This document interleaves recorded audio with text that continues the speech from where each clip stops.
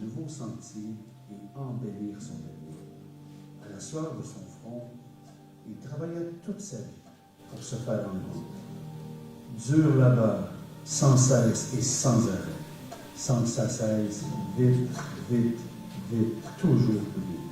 Fort, fort, fort, faut que je fasse fort, se disait-il. Les voix ambiantes lui laissèrent croire que tout reposait sur ses épaules, fatiguées.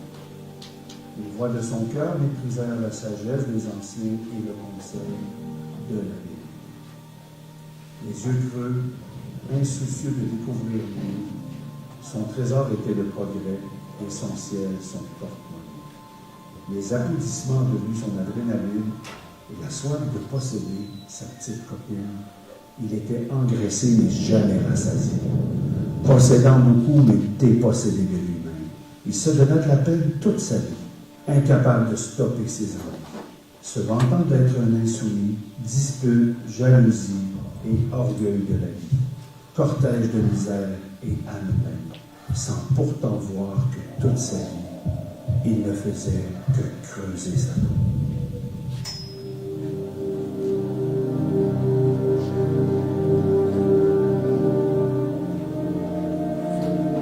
Tout ce que vous avez dans cette vie ne dépasse pas cette vie.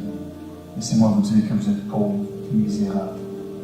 C'est l'argent, la gloire, l'image, les réalisations, les expériences de cette vie, c'est tout ce que vous possédez.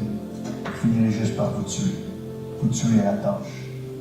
Ce monde ne contient rien plus que ce que l'œil voit. L'existence humaine est dérisoire, décevante et même dévorante. La vie ne fait que se moquer de vous. Tout ce que vous pouvez poursuivre, corps et âme, finira seulement par vous achever.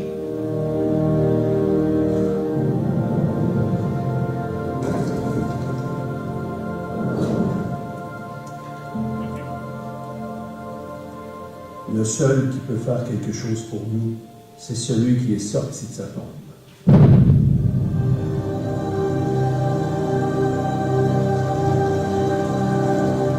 Jésus est le seul à s'être moqué de la mort, pour nous donner une vie avec un sens et une espérance qui la surpasse. Si Dieu n'existe pas, si Jésus n'est pas ressuscité, le meilleur de notre expérience humaine, tout comme cet homme, ne reste que vanité, futilité, frustration et funèbre déception. Tout homme est pareil à l'herbe, et toute sa gloire comme la fleur des champs. L'herbe se dessèche et sa fleur tombe, mais la parole du Seigneur subsiste éternellement. Et cette parole-là, c'est la méchante bonne nouvelle de la vie, la mort et la résurrection de Jésus qui ouvre pour chaque personne qui y croit une nouvelle voie. Tous les trésors de cette terre vous demandent de donner votre vie pour eux, mais Jésus est le seul qui a donné sa vie pour vous.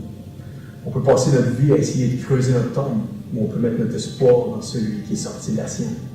On peut passer notre vie à essayer de devenir plus qu'un mortel, ou on peut tout miser sur Jésus et devenir une semence immortelle. Et en faisant ça, la mort ne sera plus un bourreau, mais bien un terreau fertile qui vous vaudra la vie éternelle. Et le jour où elle viendra cogner à votre porte, vous pourrez la regarder et lui dire « Mort, où est ta victoire? »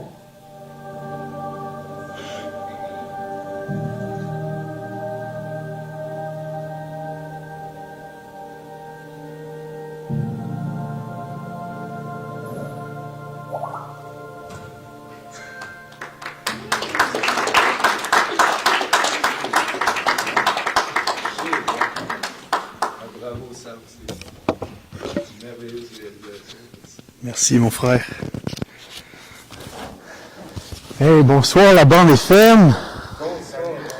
Je mets tous les micros possibles. Hey, je suis extrêmement heureux d'être en votre compagnie au cœur de Montréal ce soir. J'espère que vous avez apprécié la petite introduction dramatique. C'était pour être sûr que vous écoutiez la suite. Donc, pour ceux qui ne me connaissent pas, j'ai 31 ans, je suis papa et pas trop fatigué. C'est rare que les deux vont ensemble, mais ce soir, ça va. Je suis marié à Karel depuis 8 ans. Et ça fait 6 ans que j'ai une seule job, parler de Jésus aux Québécois. Bon, les Français aussi, ça ne me dérange pas que vous écoutiez, là. Mais mon but, c'est vraiment de viser le Québécois moyen, et j'ai un petit faible, c'est pour ça que je ne peux pas dire non à Dominique de revenir, j'ai un petit faible pour les universitaires, pour les gens intelligents. Donc, j'espère que j'ai le bon auditoire devant moi ce soir, n'est-ce pas? Non, mais les jeunes adultes qui se posent des questions, des jeunes adultes qui veulent afficher leur foi, des jeunes adultes qui ont de la misère à défendre leur foi, c'est vraiment un auditoire que j'aime beaucoup. Et avant de commencer, je vous lance un concours, OK? Je viens de commencer à faire des vidéos TikTok et c'est fou comment c'est un mini-champ missionnaire en soi. Et je suis à la fois aussi très actif sur YouTube. Donc, je vais offrir à la fin de la rencontre un livre à la personne, le livre de son choix chez l'éditeur Publication Chrétienne, à la personne qui va sortir son sel et s'abonner à ma chaîne YouTube pour la première fois et à mon compte TikTok. Donc, pendant que je prépare mes trucs, vous avez le temps de le faire, là. Et moi, la première personne que je vais voir qui va s'être abonnée à TikTok et à YouTube, je lui offre le livre de son choix.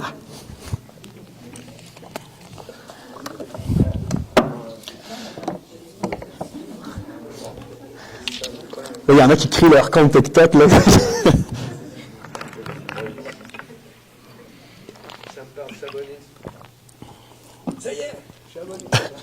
Donc, à la toute fin, je vous dirai qui est le grand gagnant ou la grande gagnante.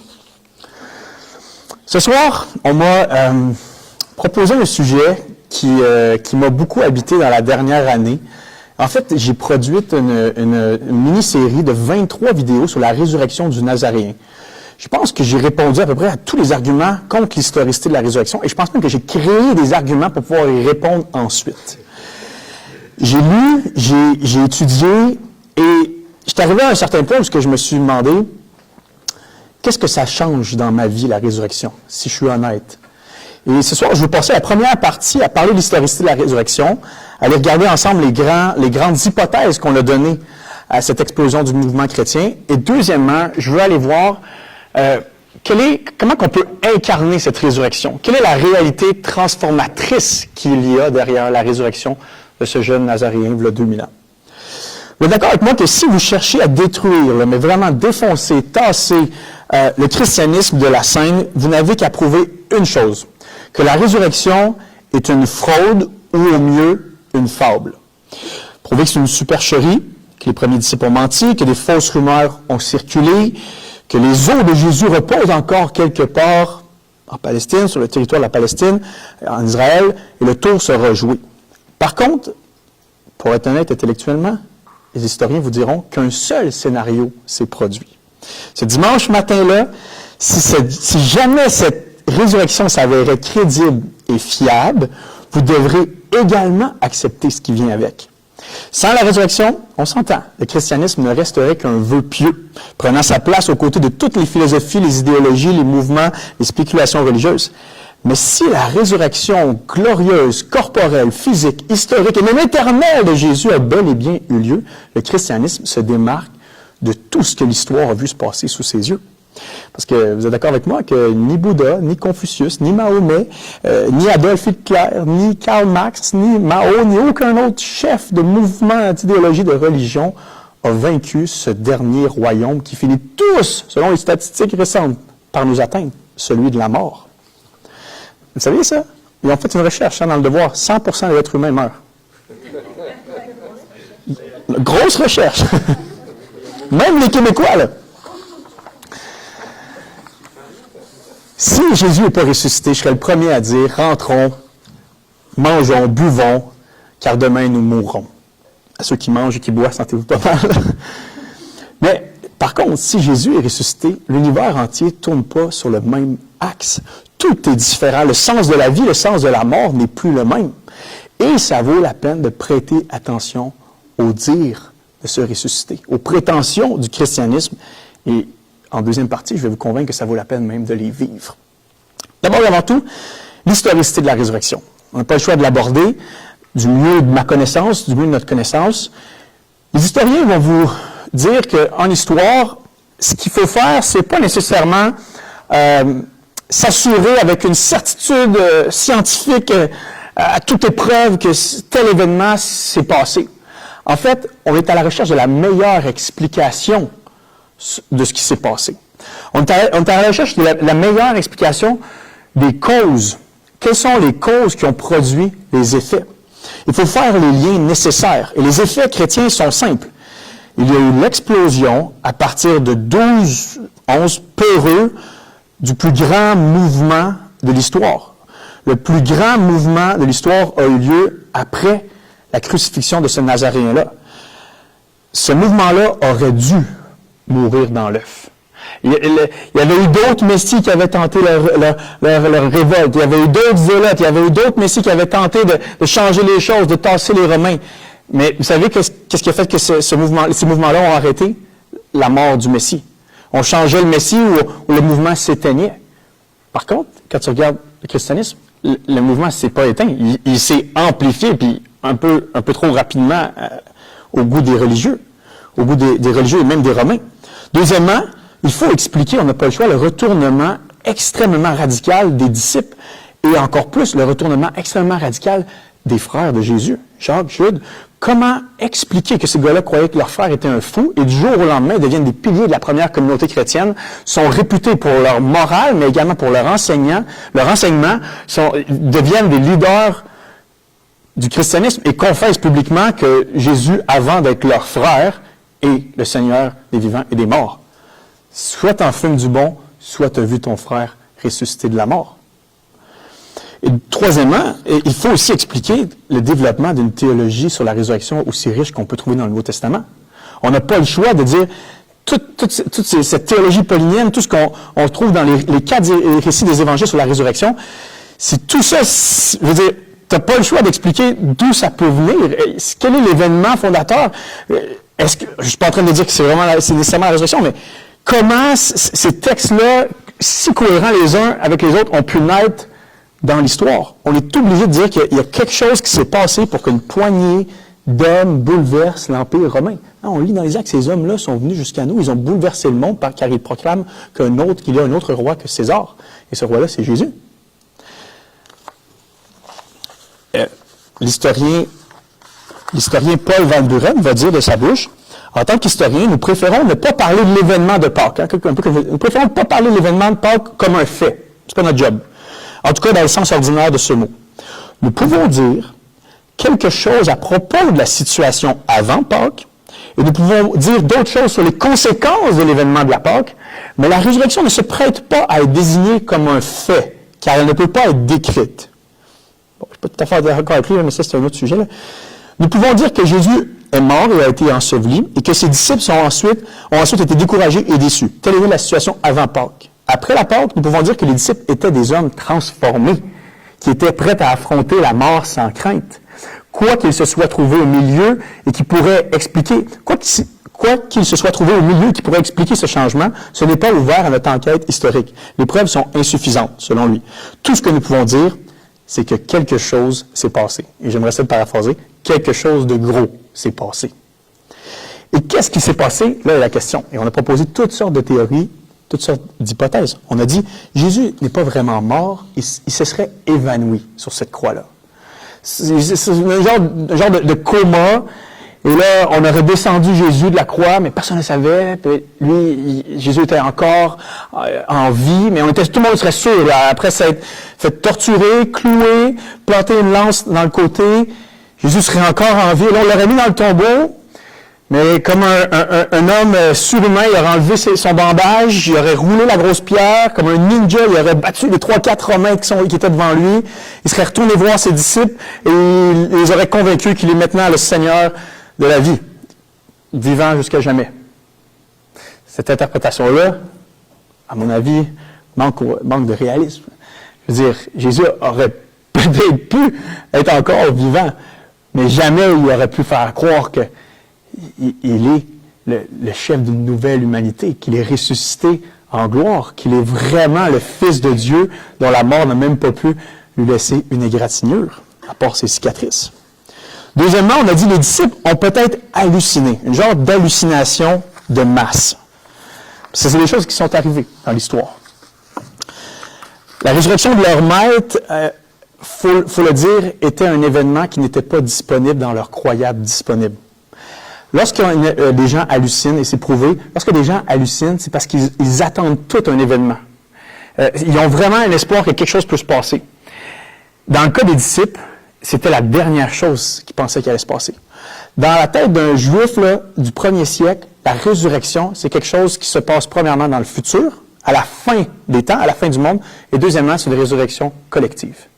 C'est pas quelque chose qui se posait arriver chez un individu. Si on avait dit à un juif, « Hey, Jésus est ressuscité, ça y est, c'est la fin du monde », le juif aurait posé la question, « Est-ce que le loup dort avec l'agneau? Est-ce que vraiment toute chose est faite nouvelle? Est-ce que les Romains ont disparu? » Dans la tête du juif, c'est la fin des fins lorsqu'une résurrection arrive. Donc, il n'y a rien qui les prédisposait à anticiper, qui les motivait à anticiper une résurrection comme ça. S'il y avait quelque chose de clair pour eux et pour nous, c'est que quand les gens meurent, ils meurent pour de bon. Et je vais vous dire, là, pour vrai, une hallucination de masse à 500 personnes d'un Jésus ressuscité, honnêtement, c'est pas loin d'un miracle aussi gros que la résurrection. Richard Bauckham, il dit, même si on refuse de croire à la résurrection, on place une autre hypothèse comme une hallucination de masse, on est forcé de croire que ce qui a frappé les disciples était un événement extraordinaire, d'une nature haute, mais d'une intensité exaltante équivalente. Troisièmement, on a dit les disciples ont créé un scénario et ils ont menti. Les gars se sont rassemblés autour d'une bonne bière puis ont dit « Hey, si on écrivait une histoire sur notre bon ami Jésus, on l'a tellement aimé, on va écrire quelque chose d'un petit peu fantastique, mais oh, ça va nous rapporter ça. Sur TikTok, ça va payer ça. Sur Instagram, les gens vont acheter notre livre, là, tu sais. » Le seul problème, c'est qu'on est incapable, même les historiens athées, de dire quel aurait été l'avantage d'une telle démarche. Sur le plan social, les apôtres étaient méprisés par leurs coreligionnaires juifs, par les leaders de la communauté juive. Les apôtres ont prêché à des juifs qui avaient assassiné leur Messie. Ça ne plaisait pas à leur oreille. C'était pas populaire. Sur le plan financier, les premiers missionnaires de l'Évangile ont voyagé pauvres avant et après leur mort. Ils ont vécu dans l'indigence. Sur le plan politique, l'empereur considérait les chrétiens, c'était pas une persécution continue, mais il y avait des vagues, et l'empereur considérait les chrétiens comme étant des menaces à la stabilité de l'Empire. Et parfois, il en faisait sauter une coupe. Sur le plan sexuel, les historiens sont incapables de discerner aucun avantage par rapport au discours de la résurrection de Jésus, contrairement à d'autres mouvements, à d'autres initiations de mouvements religieux dans l'histoire. Donc, je veux dire, les disciples avaient vraiment aucun bon motif à diffuser cette résurrection, à moins qu'ils aient vu le ressuscité et qu'ils aient éprouvé l'urgence de le communiquer au reste du monde. Quatrième point, certains ont dit que les disciples étaient naïfs, crédules, des gens qui étaient prompts à croire des superstitions dans le temps. Ça, on l'entend souvent même au Québec. Là. Tu sais, ces gens-là, c'est l'époque pré-scientifique, c'est pré-moderne, ils croyaient à peu près tout et rien. Fait que tu pouvais leur faire passer n'importe quelle niaiserie, puis ils croyaient, tu sais. On suppose, c'est très arrogant là, au niveau de l'histoire, là, on suppose que nous, maintenant, les postmodernes, on sait grâce à la science que les morts ne ressuscitent pas. Merci. Les apôtres du 1er siècle, lorsque tu lis le Nouveau Testament, étaient des gens comme nous. Ils ne pensaient pas que les morts ressuscitaient. Lorsque Thomas, qui a raté le punch, on ne sait pas il était où, il a raté le punch, il est revenu à la maison, les gars, ils ont sauté dessus. « Hey Thomas, tu sais pas quoi, Jésus? Il est vraiment ressuscité. C'est notre homme, c'est lui le bon. » là. Thomas a dit quoi? Vous êtes fous, les gars. Là. Non, les morts ne ressuscitent pas. À moins que je vois la marque dans son côté puis la marque dans ses mains, j'y croirais pas. Pourquoi? Parce que les morts ne ressuscitent pas, à part si tu habites au pays des licornes. Pourquoi Pierre et les disciples ont trouvé ça totalement déraisonnable et absurde que les femmes annoncent la résurrection de Jésus? Parce que les morts ne ressuscitent pas. Leur lenteur à croire et les preuves qu'ils ont exigées pour être convaincus montrent qu'ils étaient loin d'être convaincus que Jésus devait ressusciter. Ils étaient, au contraire, les premiers incrédules de la résurrection. Mais Dieu est venu changer leurs coordonnées mentales et spirituelles en un instant. Il est venu défier leur croyable disponible en ressuscitant son Fils dans la gloire. Et Jésus ensuite a fait un face-à-face après sa résurrection avec ses disciples. Et même ce qui est intéressant, c'est qu'à un certain point, les disciples pensaient voir un esprit. Ils étaient tellement convaincus que les morts ne ressuscitent pas, oh non, ça doit être un esprit, peut-être qu'on hallucine, peut-être que, on a pris une substance qui n'aurait pas dû nous amener là, mais est-ce que c'est un esprit? Et Jésus est obligé à 2-3 reprises de dire, non, regardez, donnez-moi un bout de poisson, donnez-moi quelque chose, vous allez voir que je suis vraiment là. C'est moi. Vous n'êtes pas en train de rêver. On a dit plusieurs choses, et je vais aller vite pour atterrir à l'autre partie, mais bon, on a dit que les femmes s'étaient trompées de tombeau. J'ai pas de commentaire là-dessus. On a dit que son corps avait été volé par les disciples. Il va falloir expliquer comment des petits disciples apeurés, pécheurs de profession, ont réussi à déjouer une garde romaine robuste qui était là. Et lorsqu'on sait, on apprend que lorsqu'un soldat romain manquait à sa tâche, il risquait l'exécution. Je veux dire, c'était pas des feluettes, là. Il faut expliquer comment ces disciples-là auraient déjoué les Romains qui étaient devant le tombeau, comment ils auraient roulé la pierre, et encore plus, même s'ils avaient réussi à faire ça, comment ils avaient fait pour partir avec le corps sans que rien ni personne ne soit au courant de ce qui s'est passé. Ça aurait été impossible de cacher un tel crime, en fait. Ça aurait été impossible. Et ça se serait su. Il y aurait eu, à un moment donné, quelqu'un qui aurait levé la main pour dire, non, voici, c'est des menteurs, voici ce qui est arrivé.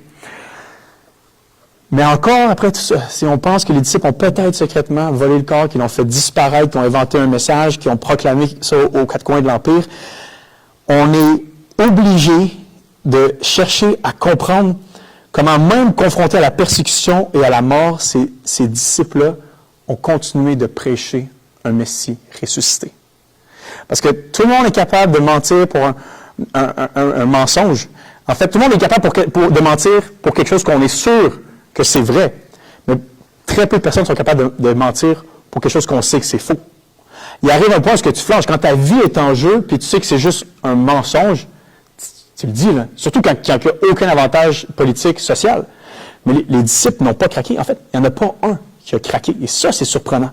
Les gens sont prêts à mourir pour des choses qui croient être vraies. Et même si c'est des mensonges. Quand les gens sont persuadés, la ferveur religieuse peut s'emparer d'eux. Mais lorsque des gens savent que c'est un coup monté, et regardez les documentaires ou les séries policières, il y a toujours quelqu'un en interrogatoire qui flanche. Pourquoi? Pour sauver sa peau. C'est normal. On est comme ça, l'être humain.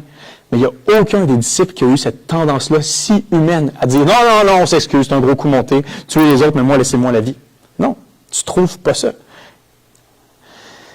Septièmement, une légende qui se serait construite avec le temps. Et pour faire bref sur cette hypothèse-là, la réponse est dans la question. Les légendes demandent du temps pour être construites. Si ce soir, je propage la légende de Sam le lapin rose, et j'essaie de faire croire ça aux gens, les gens vont dire, non, regardez, on l'a vu, c'est pas un lapin rose, c'est un homme chauve avec des lunettes. Par contre, si dans 300 ans, j'essaie de faire croire la légende de Sam le lapin rose, peut-être que je pourrais avoir quelques disciples qui vont croire que j'étais en fait un lapin rose. Pourquoi? Parce que personne ne va m'avoir connu. Personne ne va pouvoir lever la main et dire, mais non, c'est pas un lapin, c'est notre ami, c'est notre frère. Vous comprenez? Au moment où la résurrection a été proclamée, on parle même pas de décennies, là, on parle de 6, 7, 8 ans après la mort de Jésus. On a des écrits, on a 1 Corinthiens 15, un des credos qu'on peut rapprocher jusqu'à 6 ans après la crucifixion. On est capable de dire, au moment où la résurrection a été prêchée, si ça avait été faux, il y aurait eu des gens qui auraient pu se lever et dire, non, c'est pas vrai, le tombeau était plein, Jésus était encore dans le tombeau.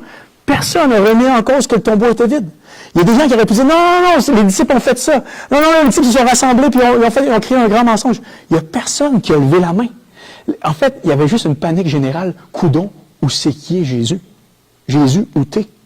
T'es rendu où?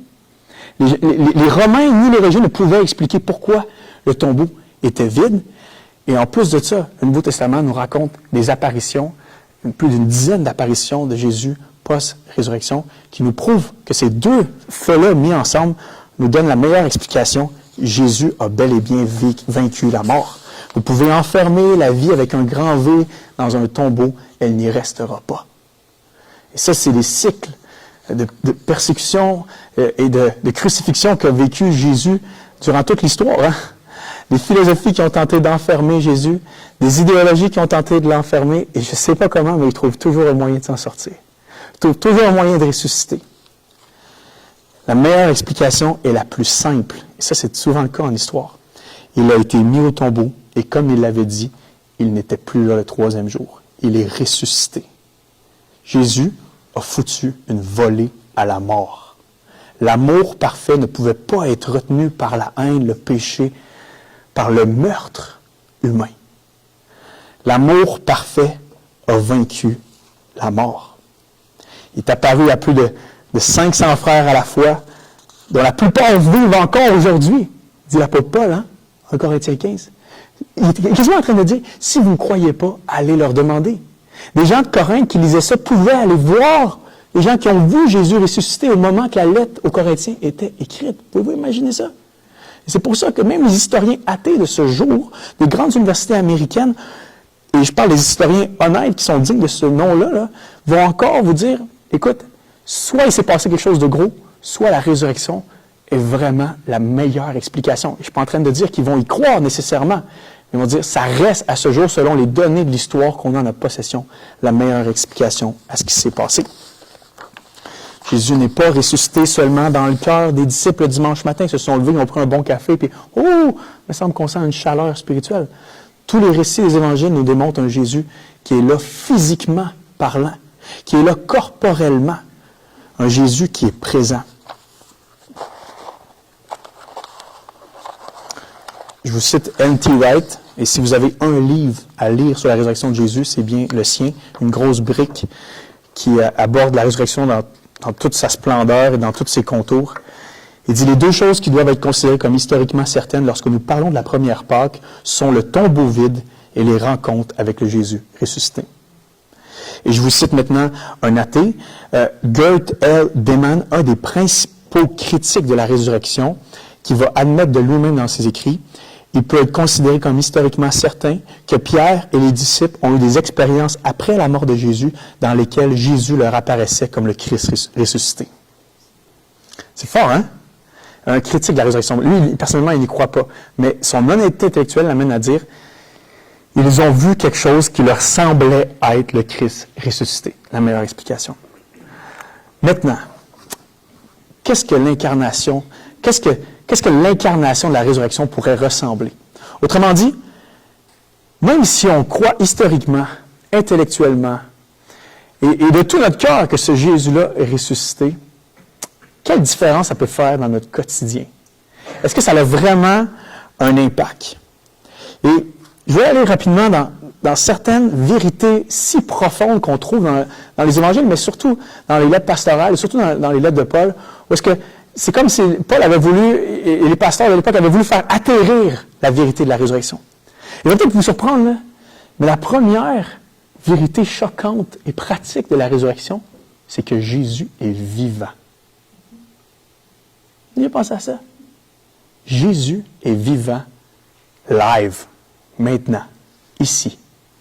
Jésus est vivant. Vous savez, je rencontre beaucoup de chrétiens qui me disent « Sam, j'ai de la misère à associer le christianisme à une religion. » Et je comprends. Parce que, fondamentalement, là, le christianisme, à la base, si j'avais à décrire en une seule phrase, Jésus est vivant. Donc, la religion chrétienne n'est pas une religion morte, n'est pas un système de croyance, un système de dogme, c'est même pas une institution à la base, c'est même pas une communauté à la base. C'est une personne. C.S. Lewis disait, je cherchais c'est quoi le meilleur symbole de la réalité. Je pensais que c'était une œuvre d'art. Je pensais que ça allait être quelque chose. Je pensais que ça allait être un endroit dans ce monde. Mais j'ai découvert que c'était une personne. Le cœur de la réalité. Jésus vivant éternellement. Je suis le premier, on peut lire dans l'Apocalypse, c'est le dernier, et le vivant. Jésus est vivant. Jésus est vivant. Et parce qu'il est vivant, on peut avoir une relation vivante et vivifiante avec lui. Sa vie devient la nôtre, cachée en lui. En fait, Jésus n'a jamais été mort, hein? Même dans le tombeau. Son corps a reposé, mais son esprit a toujours été vivant. Jésus n'a jamais manqué de vie. Jésus est ressuscité en gloire. Ce n'était pas une résurrection temporaire comme celle de Lazare ou celle de la fille de Jairus ou les autres résurrections peut-être qui se sont passées dans l'histoire. Hein. C'était le premier à défoncer les portes de l'éternité puis à regarder le reste du monde puis dire « Hello from the other side ». C'est une résurrection spirituelle. Jésus renaît avec un corps prévu pour l'éternité, un corps céleste, un corps spirituel. Et des fois, je me fais poser la question, mais OK, ton Jésus est vivant, mais il fait quoi? Jésus est le meilleur des avocats. Il défend ta cause si tu te confies en lui. Et en plus, il ne te fait pas charger les frais d'avocat. Ça, c'est une bonne nouvelle. Pourquoi? Parce qu'il a payé de sa propre vie. Jésus est son propre argument auprès du Père. Non, mais des fois, je m'imagine ça, là. C'est peut-être un peu flou, mais je m'imagine comme le diable aller cogner à la porte du grand tribunal divin puis dire « T'as-tu vu sa vie à elle? T'as-tu vu sa vie à lui, là? Regarde ses pensées, là. Hein? C'est pas pervers, ça? C'est pas plein de convoitise, c'est pas plein de méchanceté, de ruse, de malice. Regarde, c'est mauvais, ça. Hey, je veux faire un point, regarde, tu sais. J'imagine Satan vouloir faire un plaidoyer sur la malice de tes pensées, la violence de tes passions, tout ce qui passe à l'intérieur de toi. Le Nouveau Testament nous décrit Jésus comme étant debout, défenseur, intercédant pour nous auprès du Père. Jésus qui regarde son Père et qui dit « Non, c'est beau, il est avec moi. J'ai payé pour lui. J'ai payé la dette de culpabilité. J'ai payé la facture. J'ai payé tout. » Il me semble que tu marches plus léger une fois que cette vérité devient la tienne. La résurrection signifie que vous pouvez avoir l'esprit en paix dans votre vie, peu importe les circonstances extérieures. L'homme qui est mort pour vous, qui porte encore dans ses mains les traces des clous, commande tout l'univers au doigt et à la lettre, et non pas assis, mais il est debout à la droite du Père en train de défendre votre cause. La deuxième chose que la résurrection signifie, c'est que nos péchés sont réellement pardonnés lorsqu'on place notre confiance et notre espoir en Jésus. La résurrection fonctionne théologiquement comme l'interprétation et la validation de la crucifixion. C'est comme Dieu le Père qui dit « Ouais, ça a fonctionné. Son sacrifice a été accepté. » Le docteur William Lane Craig le dit mieux que moi.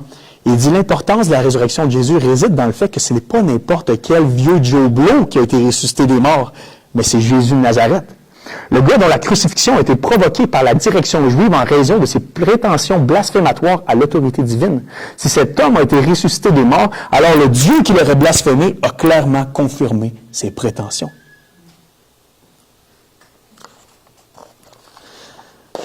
Puisque Jésus est ressuscité, nos péchés peuvent être réellement pardonnés.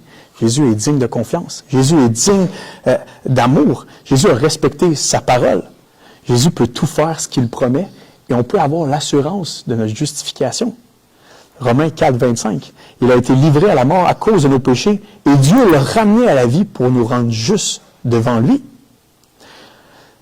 Pensez-y un instant. S'il y a bien une preuve suprême que quelqu'un pourrait nous donner pour nous convaincre de sa vérité, c'est bien de vaincre la mort. Eh bien, c'est ce que Jésus a fait. Jésus est mort pour la vérité qu'il proclamait, mais sa vérité était tellement vraie que la mort n'a pas pu la retenir. Jésus est mort pour nous prouver qu'il disait vrai. Il serait le moindrement honnête, raisonnable et même logique pour tout le monde de considérer que peut-être Dieu, le Créateur, tout-puissant, omniprésent, omnipuissant, se serait révélé de manière décisive, exclusive en la personne de ce Nazaréen-là. Qu'on se dise athée, agnostique, bouddhiste, sikh, hindouiste, juif, musulman, la réalité de la résurrection devrait nous conduire et nous amener à croire que ce Dieu des Juifs est réel, mais que ce Juif nazaréen du nom de Jésus n'était pas seulement un grand homme, pas seulement un prophète remarquable, mais le Messie, l'envoyé de Dieu pour venir remettre les pendules à l'heure. La résurrection nous démontre que nous pouvons y passer, nous autres aussi, par la résurrection. Notre vie peut ressusciter également.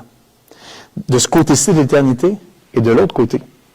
Colossiens 2, versets 12 et 13, vous avez été ensevelis avec Christ par le baptême, et c'est aussi dans l'union avec lui que vous êtes ressuscités avec lui par la foi, en la puissance de Dieu qui l'a ressuscité des morts. Et vous qui étiez morts à cause de vos fautes et parce que vous étiez incirconcis, Dieu vous a donné la vie avec Christ. Éphésiens 2, versets 4 et 5. Mais Dieu est riche en bonté. Aussi, à cause du grand amour dont il nous a aimés, alors que nous étions morts à cause de nos fautes, il nous a fait revivre les uns et les autres avec Christ. Vivant pour Dieu. Tel est le processus de quelqu'un qui place sa foi en Jésus. Passe de la mort à la vie. Libéré de la tyrannie du péché. C'est qui va vous aider à lutter contre le mal qui vous habite? C'est qui va vous aider à lutter ces pensées-là, à lutter ces mauvaises actions, à lutter ces paroles-là? Libéré, le chrétien a une puissance extraordinaire en lui. La puissance de la résurrection à l'œuvre dans nos propres vies. Capable de dire non au péché. Et de ce côté-ci de l'éternité, nous sommes libérés de la puissance du péché. Et un jour, nous serons libérés de la présence du péché. Lors de la résurrection, en 3 temps. De ce côté-ci, nous sommes libérés de la puissance du péché. Lorsque nous allons mourir, nous allons être libérés de la présence du péché. Et éventuellement, nous allons expérimenter c'est quoi? Avoir un nouveau corps dont le péché n'existe même plus. Le péché ne sera même plus un mot. Lorsque Jésus va revenir, où est-ce que la résurrection finale va avoir lieu. Hey, je sais pas là, mais ça, c'est une espérance assez glorieuse pour te donner le goût et l'envie ici même, de ce côté-ci de l'éternité, de dire, je veux marcher comme un ressuscité. Je veux vivre pour Dieu. Je veux plus vivre pour moi-même. Je veux plus vivre pour ma propre vie, ma propre personne. Je veux être cette résurrection sur 2 pattes. J'avais des amis, lorsque je me suis converti en secondaire 5, qui avaient vu mes 4 premières années de secondaire et qui avaient de la misère à croire avec ma foi, tu comprends? Là, ils me disaient, tu sais, Sam, ils me posaient toutes les questions traditionnelles, Dieu existe, ou montre-nous que Jésus est vraiment ressuscité, puis as-tu des preuves, hein? Puis tu sais, bon, tu parles de l'histoire, puis dans ce temps-là, j'avais vraiment de la misère à articuler ma foi, mais je me rappelle que je leur disais, hey, t'as-tu vu ma vie, là? Tu voyais-tu le crotté que j'étais avant, là, comment je courais après toutes les filles, comment je cherchais juste ma propre gloire? Alors, regarde là, regarde, je parle plus comme ça, je veux plus être comme ça. Je cherche l'intérêt des plus maganés de l'école. Je suis en couple avec celle qui aujourd'hui est ma femme, puis j'ai le goût de me marier avec elle, puis avoir une famille, puis Dieu merci, c'est ce que j'ai aujourd'hui. Puis pour vrai, les gens étaient bouche bée devant cet argument-là. Je leur disais, je suis une résurrection. Ma vie a complètement changé. Regarde comment mes parents hésitaient à me mettre à la DPJ. Mon prof disait, tu vas pas finir ton secondaire, toi? Aujourd'hui, j'ai une maîtrise en théologie. J'ai jamais été à la DPJ, Dieu merci. Pas que la DPJ, c'est mal, mais la grâce de Dieu m'a tellement foudroyé que, soudainement, avec mes frères et sœurs, j'étais plus le même gars. Puis la meilleure explication à cette résurrection dans ma propre vie, c'est que Jésus est ressuscité pour de vrai. Que son esprit, le même esprit qui a ressuscité Jésus d'entre les morts, était agissant en moi. Ça, c'est une résurrection qui est glorieuse, une résurrection qui, ici et maintenant, fait son impact. Et un jour, nous expérimenterons ce que c'est la résurrection de nos corps, une résurrection ultime.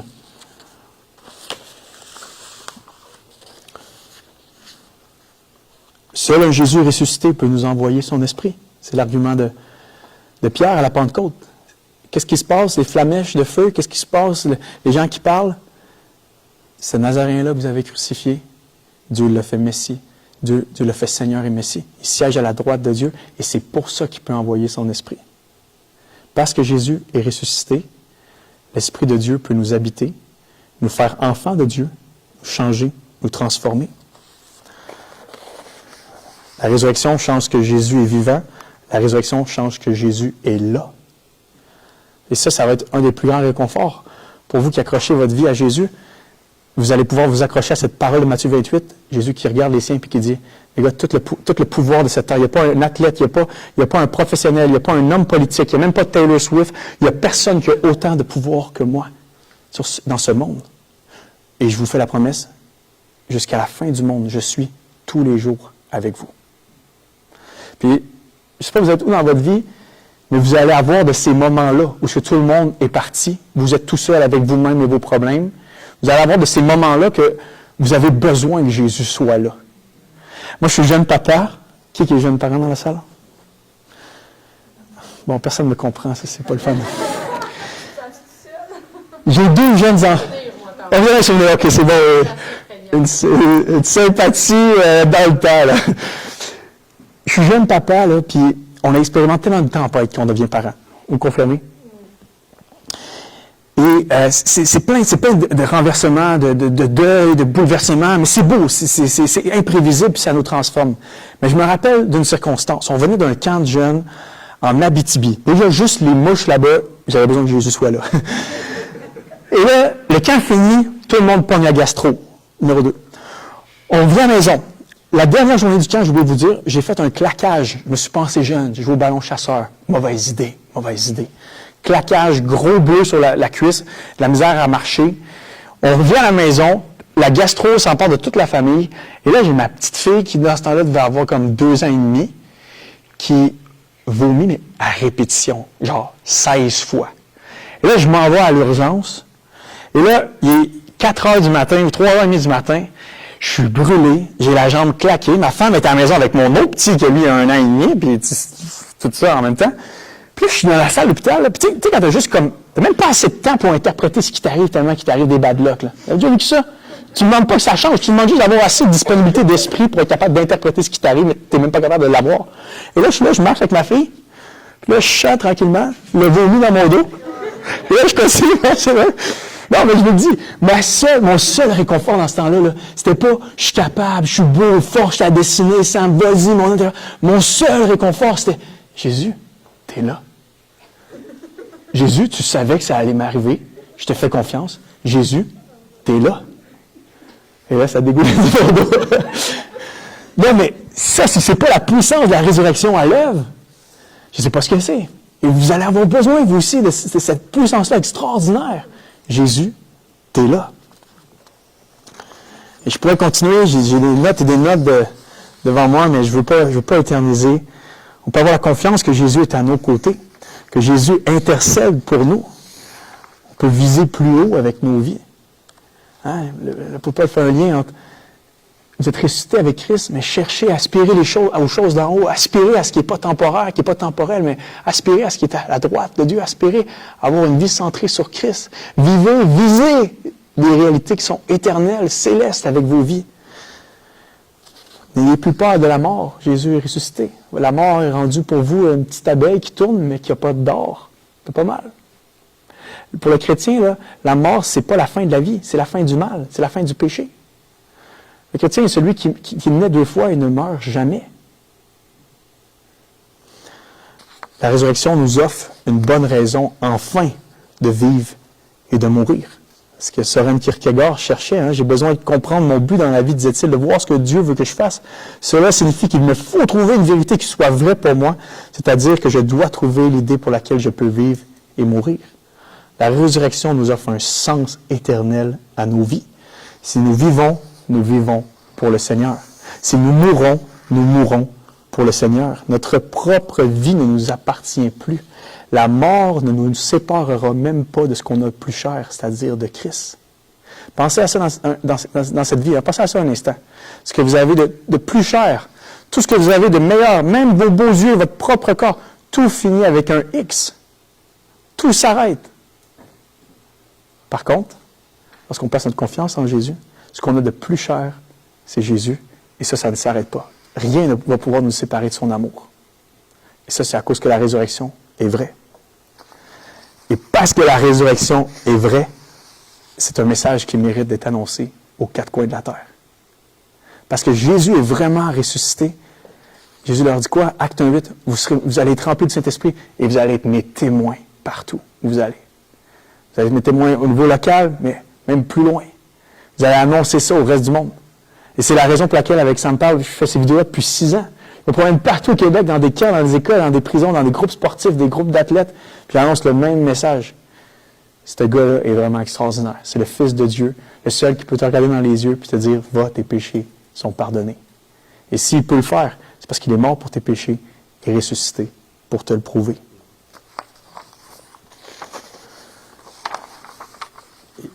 Parce que Christ est ressuscité, ça c'est un travail qui n'est pas fait en vain.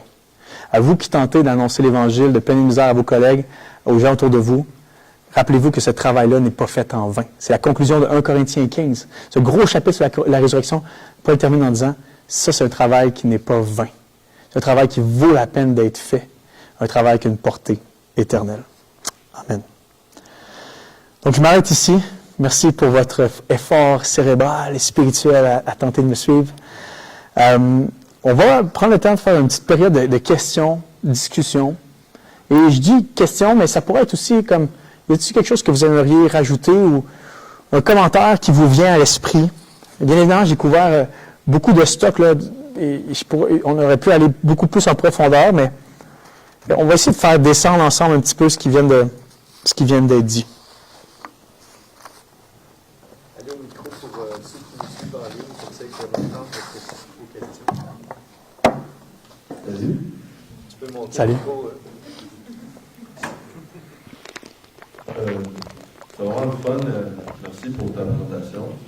Tout ce qu'on a parlé, des trucs historiques, les explications, les preuves. Mais moi, la seule chose qui me vient en tête, c'est ce qui sort le plus souvent, en fait, selon moi, c'est qu'est-ce que tu dis aux gens qui disent la Bible, ça a été modifié pendant le féminin, c'est des vieux textes qui ont été modifiés, puis ça a parti d'une affaire, puis ça s'est transformé avec le temps, on est même plus sûr. Ouais. Qu'est-ce que tu dis à ça? C'est une bonne question. C'est un autre champ différent, mais si j'ai un autre 23 capsules à faire, ça va être sur ça, la crédibilité de la Bible. Mais non, mais rapidement, écoute, je leur dis, le Nouveau Testament, par Les experts de la critique textuelle est encore considéré à ce jour comme le document de l'Antiquité le plus crédible. On a des tonnes de copies, ce qui nous permet d'aller retourner même au début du 2e siècle. On a des manuscrits, des petits bouts du Nouveau Testament, que lorsqu'on compare avec des traductions qui sont faites 1000 ans, 1500 ans plus tard, c'est le même texte qu'on a. Donc, il ne peut pas avoir été modifié. Et ce qui nous aide beaucoup au niveau de ça, c'est les credos. Ça, il y en a 5, non, peut-être même plus, une dizaine, peut-être je me trompe, mais je pense qu'il y en a 10, 12 là, dans le Nouveau Testament. Ça, c'est des parties du texte biblique, du Nouveau Testament, qui, les historiens et les experts de la critique textuelle disent, ça, c'est sûr que c'était là dans la première copie originale, parce que c'est un credo, c'est-à-dire, c'était des traditions orales qui circulaient, qui étaient chantées, qui étaient lues, et qui étaient mémorisées, c'est écrit de façon stylistique, et c'est pour ça qu'on les reconnaît, 1 Corinthiens 15, Colossiens t'en as, Philippiens 2, et on est capable de dire que ces portions de texte-là étaient préexistants à la fondation même du texte. Donc, ça nous aide énormément de dire, regarde, compare ces credos-là dans leur théologie et dans ce qu'ils disent de Jésus, il n'y a pas de contradiction. Et tous les éléments sont là. Jésus est Dieu, Jésus est pleinement homme, pleinement Dieu, Jésus est vraiment mort et ressuscité, Jésus est monté au ciel, le pardon des péchés est accessible, le Saint-Esprit... Fait que ça nous aide à dire comme, ça peut pas être une gang de gars qui s'est réunis puis qui a décidé d'écrire ces textes-là, parce que quand tu compares ce que les gens croyaient avant même que les textes soient écrits, ces credos-là s'uniformisent. Si tu veux, après, je pourrais te proposer par contre un bon livre qui est petit, mais qui pourrait t'aider à creuser cet argument-là sur la crédibilité du Nouveau Testament. Et ce qui est fou, c'est que quand tu arrives à prouver la crédibilité du Nouveau Testament, ben, ultimement, tu prouves la crédibilité de Jésus, puis après, tout l'Ancien Testament vient avec. T'sais. Parce que si le Nouveau Testament est vrai, c'est rapide là, comme raccourci, mais quand même, ça peut être assez fort. En tout cas, là, tu me pousses à faire un autre 23 capsules vidéo. Si quelqu'un veut rebondir là-dessus ou sur autre chose, n'hésitez pas. Sinon, on fait des vidéos TikTok. J'ai une autre question.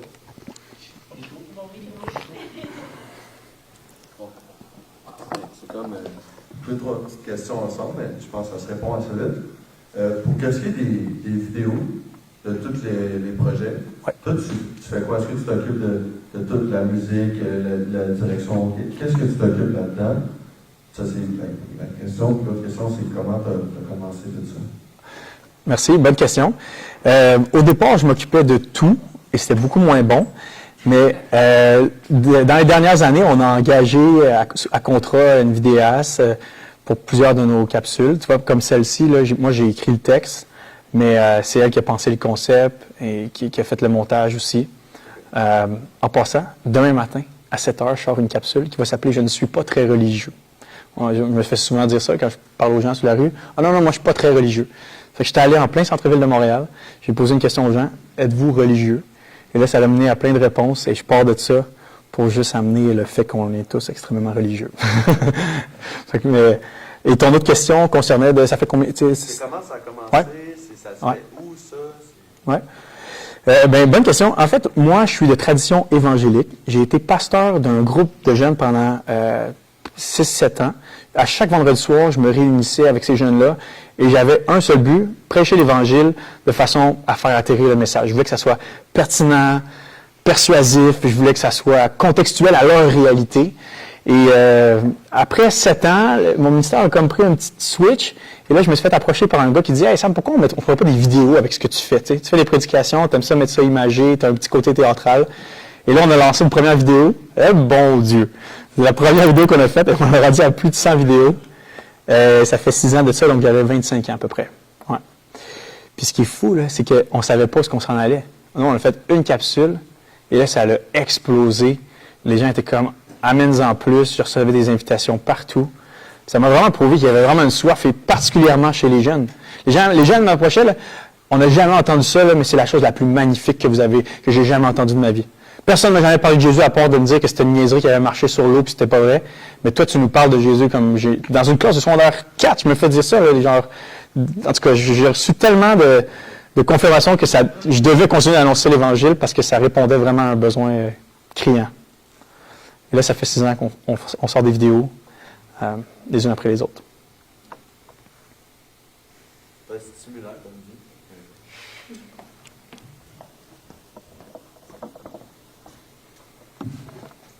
Merci beaucoup pour votre discours et témoignage. J'ai une question qui peut paraître un peu bête, mais je pense qu'il faut que je la pose quand même. Comment est-ce que vous parlez de Jésus à des gens qui ne connaissent pas Jésus sans avoir l'air d'être totalement fou et dire que le Christ a ressuscité? Comment est-ce qu'on... Parce que c'est un peu votre job. Ouais. Comment est-ce que vous arrivez à toucher les gens dans leur sensibilité? Ouais. Juste un peu avec ça. Excellente question. C'est quoi ton prénom? Faustine. Faustine, merci. Excellente question. Ouais, le grand défi de l'évangélisation, là, c'est d'évangéliser avec un langage athée. Un langage séculier, au moins. Déjà, je m'assure que la personne a des questions. Parce que offrir des réponses à des gens qui ne cherchent pas de questions, c'est souvent inutile. Mais lorsque tu pars, par exemple, du sens de l'existence, et tu pars sur cette ligne-là, tu sais, c'est quoi le sens de ce que tu fais? C'est quoi le sens de ton travail? C'est quoi le sens de la famille? C'est quoi le sens de la vie? Et tranquillement, je peux présupposer là, que toute vraie conversation, pas du chit-chat là, sur la météo, toute vraie conversation mène ultimement à Christ. C'est juste qu'il faut être assez patient pour s'y rendre. Tu sais. Donc, c'est de voir, en fait, tout a toujours rapport avec Jésus, mais c'est de voir par quelle ligne, par quel besoin ou par quelle aspiration la personne peut entendre parler de Jésus. Parce qu'arriver avec la résurrection, ça ne change pas grand-chose si la personne ne se pose pas de question. Par contre, si je rencontre quelqu'un qui a de la misère avec le sort de la planète, puis là, la personne, c'est arrivé il y a quelques semaines, je suis assis avec la personne, je prends un café, puis moi, je suis anxieux, je ne sais pas où on s'en va, je regarde les nouvelles, nanana, puis tu sais, c'est un homme d'un certain âge, puis je sais vraiment pas qu'est-ce qui arrive avec notre planète, elle est plus si bleue, là, puis il va manquer d'eau, puis là, il a écouté Dune, fait que là, là, c'est parti, là, puis ça y est, c'est fini, c'est l'apocalypse, là. Et je commence à y partager que moi, mon espoir dépasse cette planète-ci. Et je commence à y expliquer que, effectivement, cette planète-ci a peut-être une date de péremption, mais il y a un espoir parce qu'il y a un Dieu qui est capable de faire du neuf avec du vieux. Et ultimement, je te raccourcis, mais ultimement, je t'atterris à la résurrection où est-ce que j'ai dit, écoute, puis j'ai donné des preuves, parce que la résurrection est vraie, j'ai la confiance que Dieu est capable de ressusciter cette planète-là. Parce que les marques dans les mains de Jésus sont encore là, les cicatrices sont encore là. Dieu est capable de prendre ce monde-ci cicatrisé et d'en faire un monde où le ciel et la terre vont être réunis, une nouvelle Jérusalem, quelque chose de glorieux. Parce qu'honnêtement, on n'a pas d'espoir eschatologique, on n'a pas d'espoir eschatologique et climatique si Jésus n'est pas ressuscité. Parce que Jésus est ressuscité, on a de l'espoir pour nos vies, pour nos propres corps qui vont ressusciter en gloire, mais on a aussi de l'espoir pour la planète qui va ressusciter en gloire. Fait, en tout cas, je te donne un filon, mais c'est une excellente question. Merci de l'avoir posée. Il y a beaucoup de patience et beaucoup d'amour, puis ultimement, puis des fois, c'est beaucoup de conversation aussi avant d'atterrir avec la vérité de la résurrection. T'sais, pour donner un dernier petit mot, il y a 20 ans, lorsque tu évangélisais, tu pouvais commencer avec le péché. Il y a 10 ans, tu devais commencer avec un Dieu créateur, avec la création. Aujourd'hui, tu dois commencer avec le concept de la vérité. Parce que ça m'est arrivé à plusieurs reprises d'essayer d'annoncer l'Évangile, ce que je crois, mais justement, pendant que je parle, j'entends le narratif de la personne en avant de moi qui se dit « ça, c'est ce qui lui fait du bien ». Ça fonctionne dans sa vie. Donc, il faut s'assurer que la personne comprend que tu es en train d'y annoncer une vérité qui est bonne pour tous les hommes, pour tous les temps, incluant elle. Tu sais. Merci beaucoup. Merci pour ta question.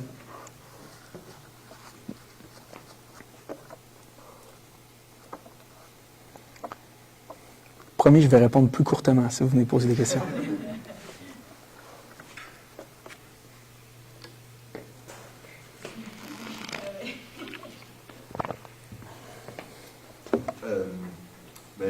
Moi, je trouve que ça a l'air stimulant comme vie. Parce que dans le fond, tout ce que tu fais, c'est à part être un papa. Puis, dans le fond, tu fais juste créer du contenu. C'est ça? Ouais. Ben, je dis pas juste pour minimiser ce que tu fais du tout. Je change des couches puis je crée du contenu. Ça ressemble bien à ma vie. C'est une question comme plus. C'est ça. Plus, je vais à l'épicerie aussi. Plus personnel, mais comment tu te sens, toi, là-dedans? C'est comment tu te sens en tant que centre au quotidien? C'est quoi? Oui, bien, c'est une bonne question. En fait, je pense que j'expérimente un certain privilège qui vient avec beaucoup de défis. Le privilège de ne pas avoir à... En fait, tu sais, en tant que missionnaire, en tant qu'évangéliste, mon ministère est comme un peu la cerise sur le sundae de ma propre vie. Tu sais, je suis ressuscité avec Christ et mon but, c'est de l'annoncer au reste du monde. Fait que ça, c'est une joie immense de pouvoir passer sa vie à faire ce qui nous habite le plus, tu sais.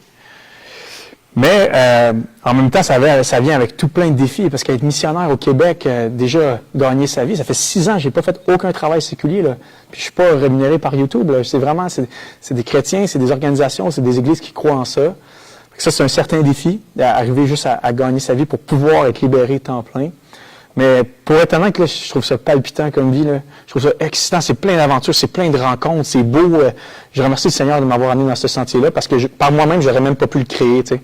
J'étais au cégep, là, puis j'étais en sciences nature, puis j'avais les notes m'en allaient en médecine, en actuariat, puis j'avais tous les amis qui me disaient « Pourquoi tu fais pas ça? Pourquoi tu fais pas ça? » Mais il y avait ce feu-là dans mon cœur. J'avais la conviction que j'avais été créé pour partager l'Évangile. Puis c'était tough parce que j'avais le goût de faire du cash, j'avais le goût, là, j'avais le goût de devenir quelqu'un, là, puis j'avais le goût de le dire aux gens, là, puis mais il y a eu cette nuit de feu, là, je ne sais pas si je peux emprunter cette expression-là, parce que je me suis dit, si je fais pas ça, là, j'étais en train de passer à côté d'une raison pourquoi le Seigneur est venu me chercher de mon trou, puis il m'a amené ici. Puis c'est comme ça qu'est né Ça me parle. Puis je ne sais pas si je peux t'encourager, mais il manque de missionnaires au Québec. Fait que si je parle, puis tu te dis ça me ressemble, viens-t'en, mon homme.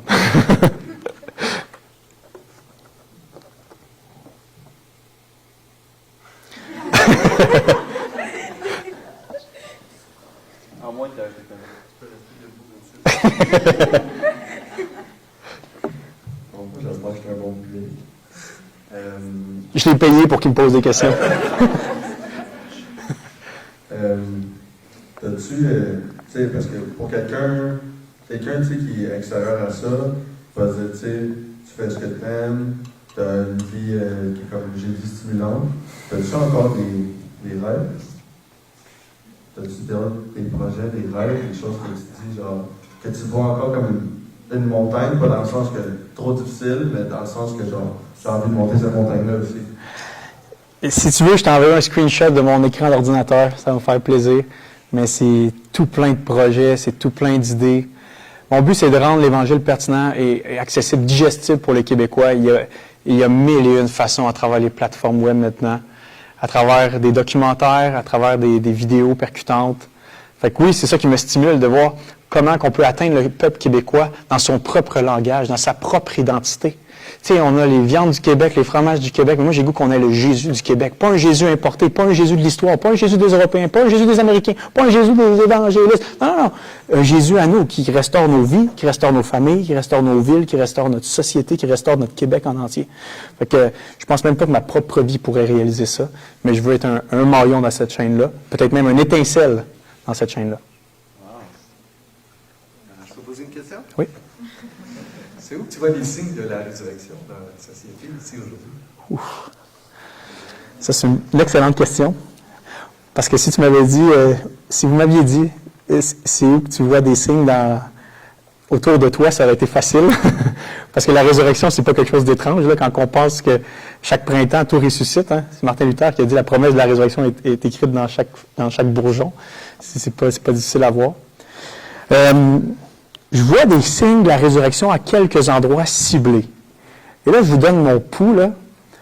J'ai l'impression que le vent tourne, mais très tranquillement. En fait, il n'a même pas encore tourné, mais on entend le bruit, un signement de quelque chose qui se passe. J'ai l'impression que depuis qu'on est sorti de la pandémie, surtout chez les jeunes, premièrement, il y a une recrudescence de tout ce qui est spirituel. Tu vois sur les réseaux, sur TikTok, tout ça. Les jeunes, Gen Z, là, génération Z, pas les milléniaux, mais Gen Z, 1995, 97 et plus, n'ont très peu de misère avec tout ce qui est spirituel. D'ailleurs, les sondages le prouvent. Ils sont beaucoup moins matérialistes que les boomers, les milléniaux. Ils ont beaucoup moins de difficultés à concevoir que le sens de ce monde n'est peut-être pas dans ce monde. Et ça, c'est une belle porte d'ouverture pour annoncer l'Évangile, leur démontrer comment le christianisme est la spiritualité la plus viable, la plus cohérente, la plus historique, la plus pertinente. Fait que ça, c'est un signe mini de résurrection, je trouve. Ils sont moins infectés de la maladie de l'anti-institutionnalisme que leurs parents, mais ils ont quand même reçu cette tradition-là. Donc, il y a du chemin à faire. Mais tu sais, en fait, je me dis aussi, le Saint-Esprit agit, hein? Le Saint-Esprit agit dans les lois, le Saint-Esprit agit dans dans les hommes politiques. Le Seigneur gouverne ces hommes-là. Leur cœur est entre ses mains. Et tu vois, parfois, je trouve que on bannit un peu moins le mot Dieu, le mot Jésus, des grandes plateformes, des émissions populaires. Je trouve, dans les dernières années, je sais que des fois les médias se disent, ben, il y a peut-être une niche à aller chercher là, mais quand même, je vois qu'il y a une petite ouverture où est-ce qu'on a moins peur de parler de Dieu, puis moins peur d'aller explorer ces vérités-là. Mais peut-être quelqu'un pourrait réenchérir sur mon propos, puis nous encourager avec une surprise d'espoir.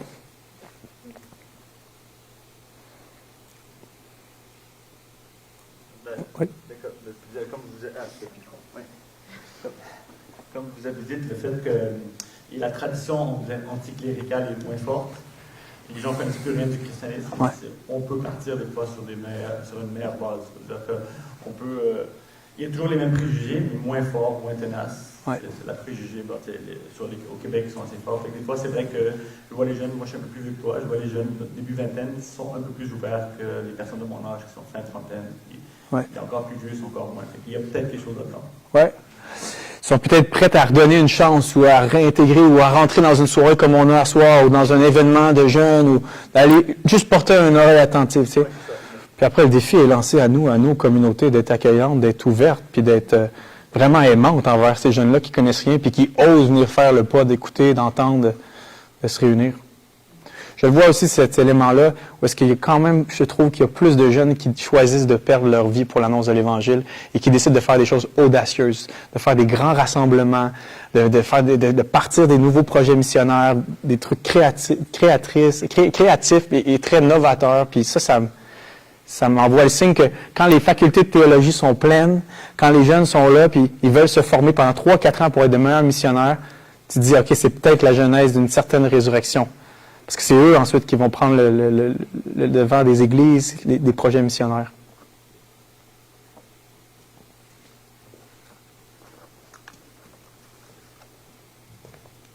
Je voulais aussi renchérir sur te parler du vent que tu entends, comme si tu as l'impression. Ça m'a vraiment fait penser à un passage dans l'Évangile de Jean, au chapitre 3, verset 8, où il dit « Le vent souffle où il veut et tu entends le bruit qu'il fait, mais tu ne sais pas d'où le vent vient, ni où il va. » C'est la même chose pour tous ceux qui sont nés de l'Esprit Saint, dans le sens que je trouve ça beau, ce que tu dis. Puis moi aussi, j'ai l'impression qu'il y a un nouveau mouvement au Québec, cette ouverture-là, puis l'Esprit, il est comme devant nous, là, ça s'en vient. En tout cas, j'ai espoir. Je suis pas fou. Tu es vraiment dans la même ligne que moi. Tu perçois, t'es un deuxième qui perçoit comme moi.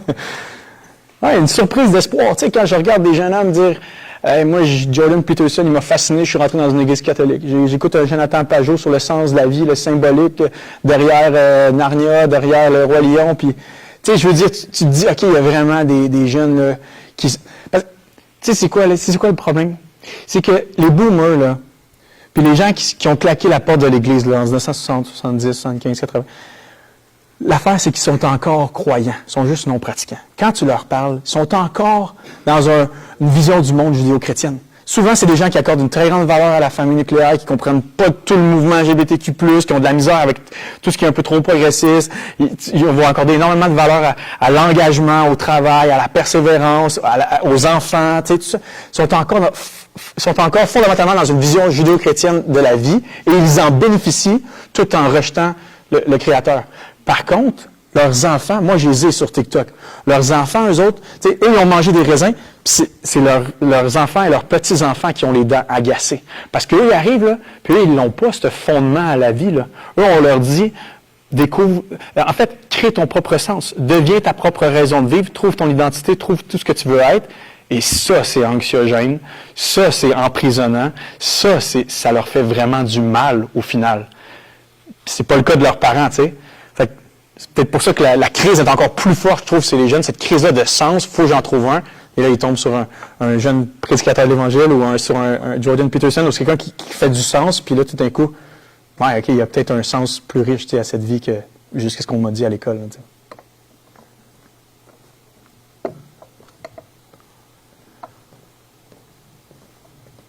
Oui.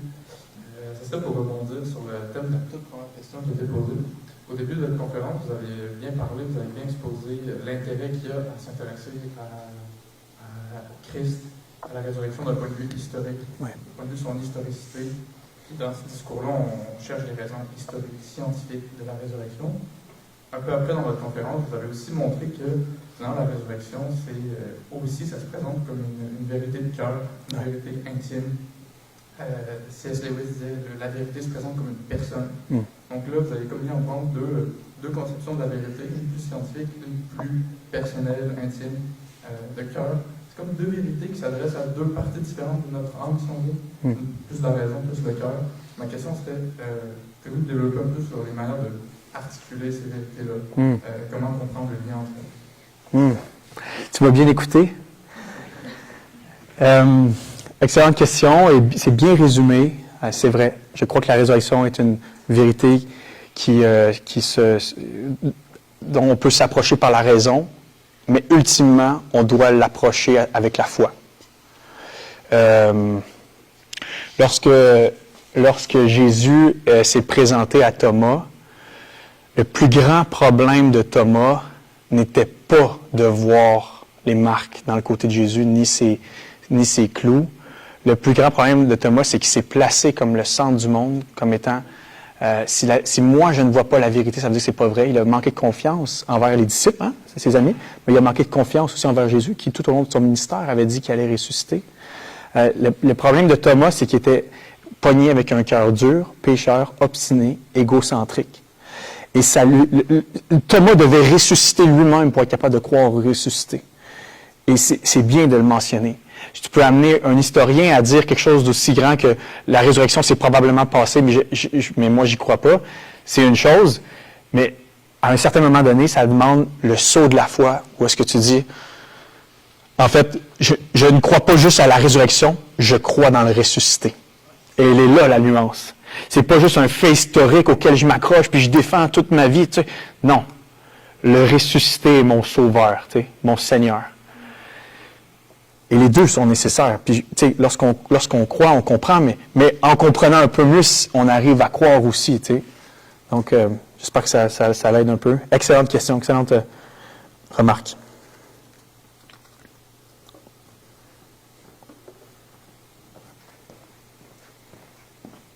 Salut. On est Pascal.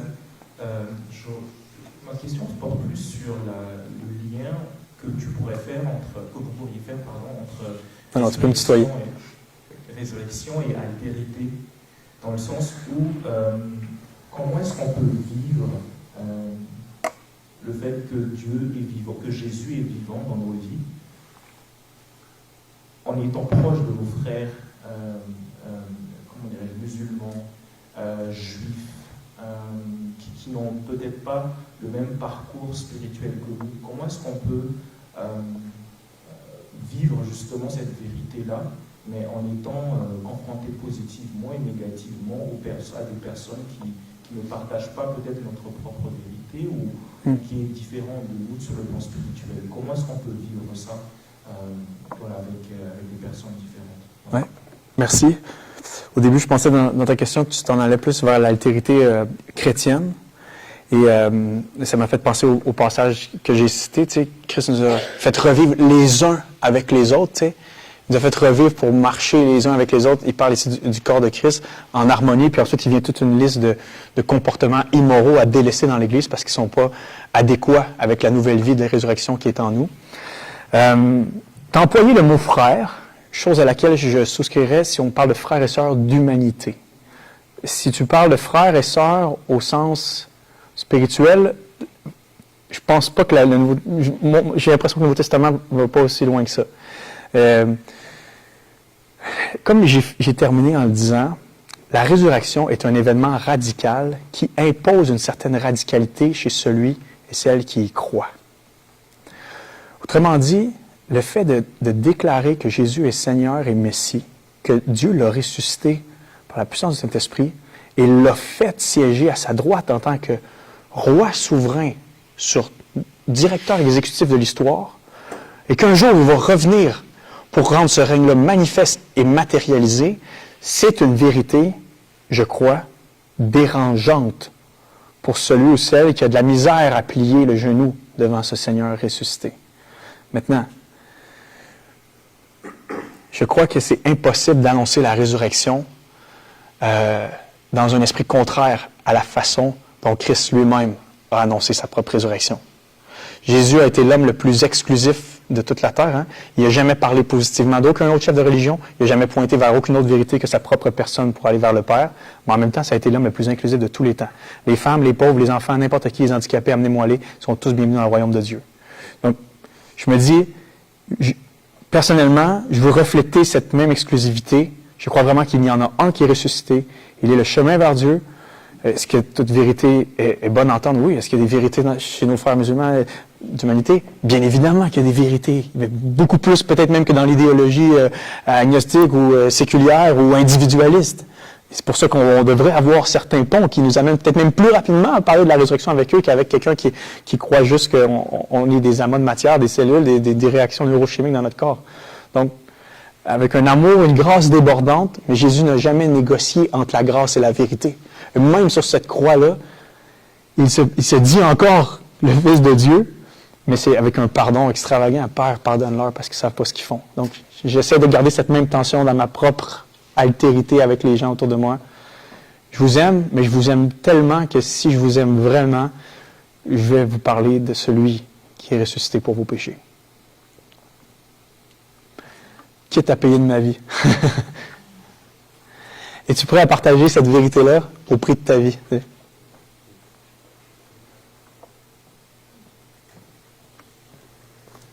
Bonsoir. Vous parliez du fait qu'il fallait avoir un Jésus propre au Québec. Qu'est-ce que vous en pensez par là? Un Jésus qui aime la poutine, première des choses. Non, mais c'est parce que je trouve souvent que on a comme des modèles ecclésiaux, des modèles théologiques et des méthodes d'interprétation qui sont des copier-coller de modèles missionnaires américains ou européens. Et on a comme de la misère à s'approprier le Christ dans notre identité. Déjà dans notre langage, mais plus que juste le langage. Tu sais, avec Sam parle, c'est beaucoup le langage, mais dans notre vision du monde, dans qui on est. Je trouve que Christ, lorsqu'on le connaît, fait de nous un meilleur citoyen québécois. Il nous aide vraiment premièrement, à être réconciliés avec notre passé, à avoir une lunette charitable envers ce qui s'est passé, puis en même temps une lunette réaliste envers ce qui est arrivé avec l'Église ici. Mais en même temps, en cherchant à faire en sorte que l'Évangile soit pas juste un prêt-à-porter. Je trouve souvent, on a comme voulu juste copier-coller ou plaquer des façons de voir Jésus, alors que j'ai l'impression qu'on gagnerait plus à voir l'Évangile comme une plante si on laissait la bonne nouvelle trouver ses propres racines dans le sol québécois, aller trouver les points de guérison même avec la nation québécoise ou avec qui on est. Donc, c'est un peu ce que j'entends par là, de se l'approprier, ce Jésus, et de le faire nôtre. Et en fait, je veux qu'un Québécois, mon rêve idéal, là, ce serait qu'on puisse tous rentrer dans l'église de Jésus et continuer de dire « Je suis chrétien et québécois ». Parce que souvent, j'ai l'impression qu'on va imposer un certain standard de vie ou de vêtements ou de paroles ou il y a certaines choses que tu pourras plus être vraiment un Québécois si tu suis Christ, alors que ça, c'est faux. Tu peux vraiment rester qui tu es, avec ton passé, avec les blessures, avec ta manière d'être, avec les passions québécoises, avec les aspirations du peuple québécois, mais tu peux être chrétien. Et même que les deux ensemble vont bien jumeler, et l'un va aider l'autre à se guérir en quelque sorte. Tu sais. Donc, je ne sais pas si peut-être ça manque un peu au développement, mais c'est ce que j'entends par mettre Jésus à la sauce québécoise. Pas juste dans le langage, mais aussi dans toutes les peurs des Québécois, dans les aspirations des Québécois, dans tout ce qu'on est.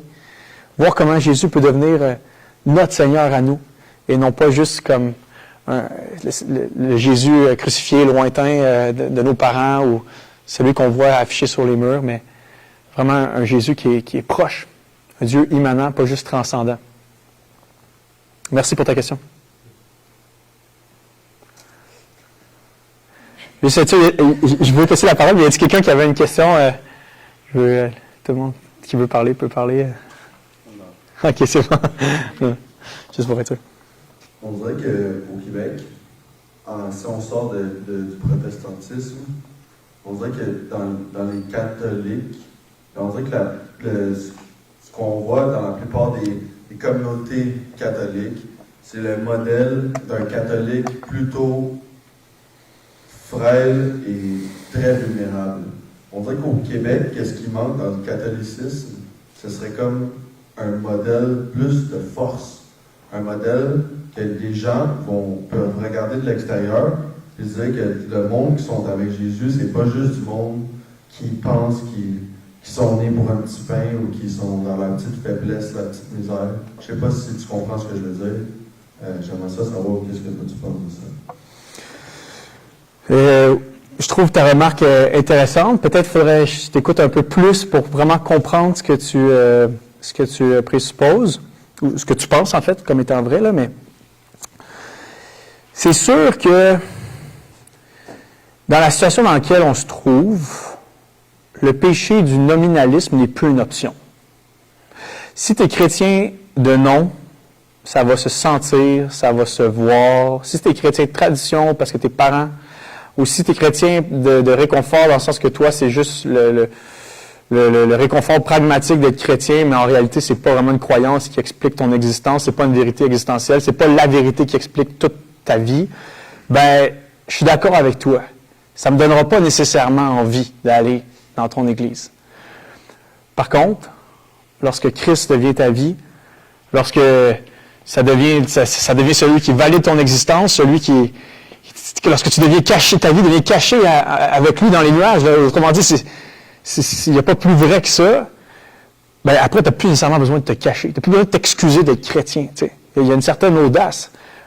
Personnellement, je crois que la base, je me promène partout au Québec, puis j'ai la joie de rencontrer des frères et des sœurs, autant dans le milieu catholique que dans le milieu protestant, puis de voir ce qu'ils font, de voir les approches, puis tout ça. Puis autant dans les deux côtés, j'entends souvent, il faut changer les approches, il faut changer les méthodes, il faut changer notre manière d'annoncer l'Évangile. Puis oui, puis c'est par amour qu'on se transforme, puis on se réforme, puis on a des meilleures façons, puis on utilise les moyens de la technologie, puis oui à tout ça, oui. Mais ultimement, là, ce qui fait la base, là, c'est quoi tu crois, là? C'est quoi, comment tu lis ta Bible, là? C'est quoi comment elle te percute ces vérités-là? Comment la Bible te lit? C'est quoi le fondement de ta théologie? C'est quoi le fondement de ta vie? Qui est Christ pour toi? Ça fait une différence. Puis, si je parle de ma propre vie, c'est ça qui, les gens disent, c'est quoi ton zèle, c'est quoi ta motivation? Christ est mort pour mes péchés. C'est les deux plus grandes vérités de mon existence. Je suis un crotté, puis Christ est mort pour un crotté comme moi. Puis s'il n'y a pas ça à la base, on s'en fout de tout le reste, là.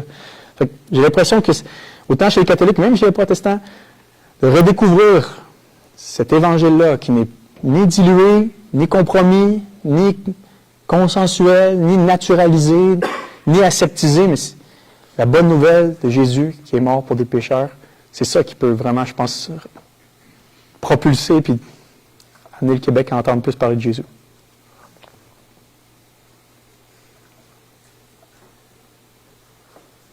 Une dernière question?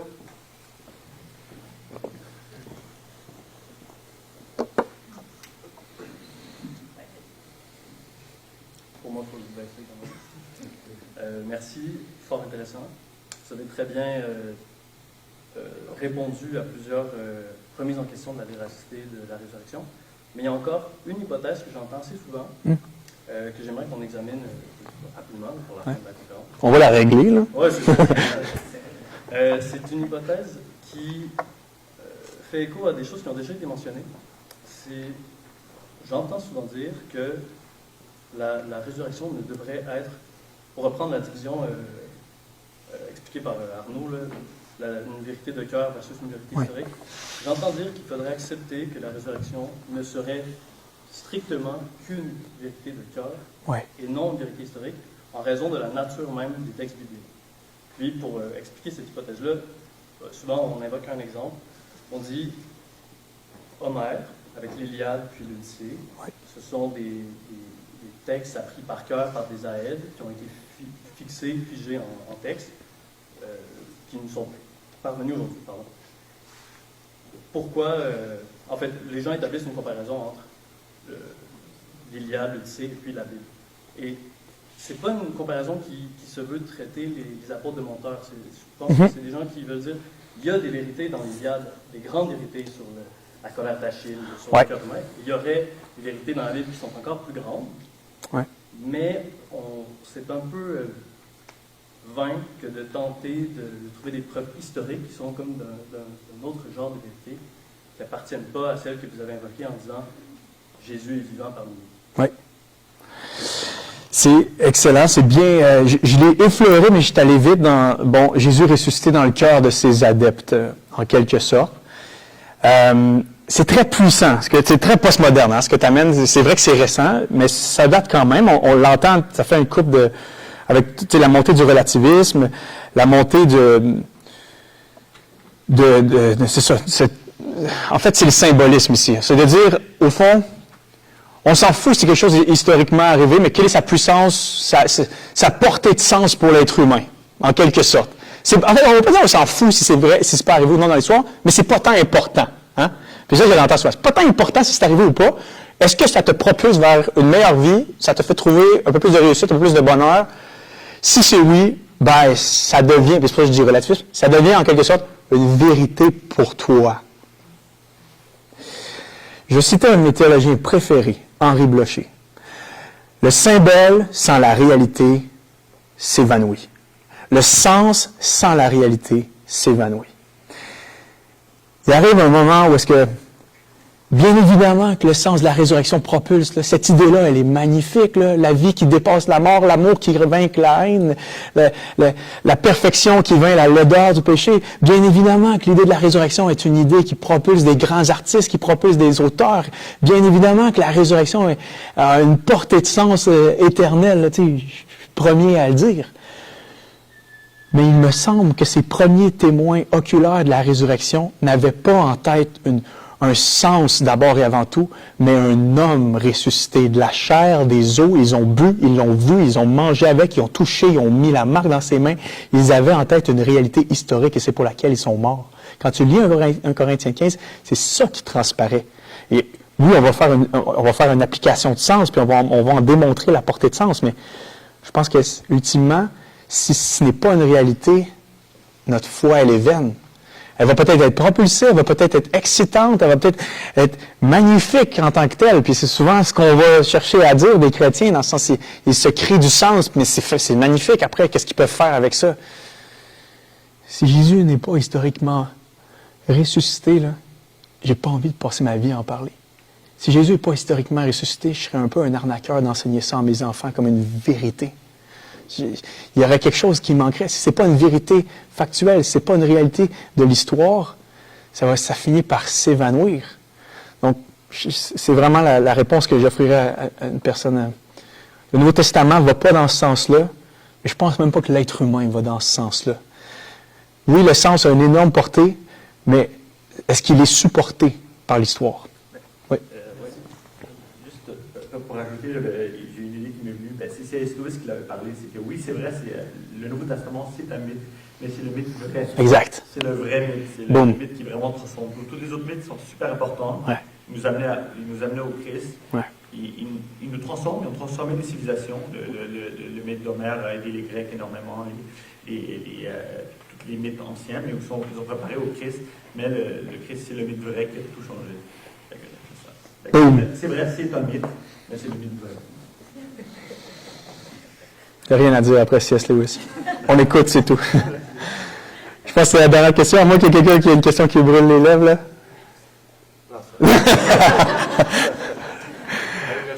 Oui, ça fait plaisir.